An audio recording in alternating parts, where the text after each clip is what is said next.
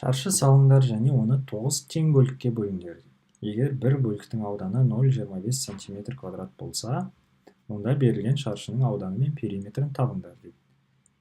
Көрейік, бізде бүйткен шаршы берілген болсын. Осы шаршыны 9 тең бөлікке бөлінген дейді.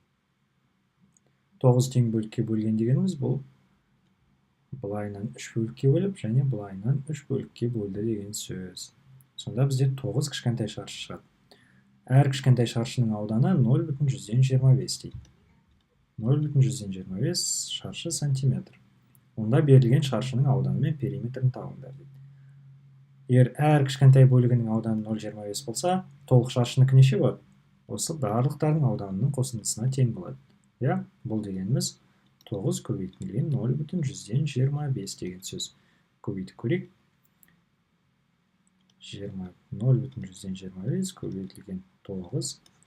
9 бесім 45, 4 ойда 2, 18, 22.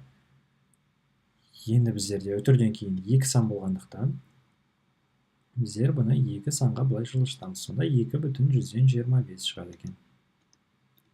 Толық шаршының ауданы 2,125. Олай болатын болса, бізде әр қабырғасыны неге тең екенін қалай табамыз? Әр қабырғасы осылай, мына үлкен қабырғасы шаршы болғандықтан барлық қабырғалары тең, иә? Одан А болады. Ал бізде ауданы дегеніміз ол А квадрат деген сөз. Тең болады 2,125 сантиметр квадрат. Енді осыдан біздер әр қабырғасын таба аламыз ба? Әр қабырғасы бұл 1,5 сантиметрді құрайтыны шығады.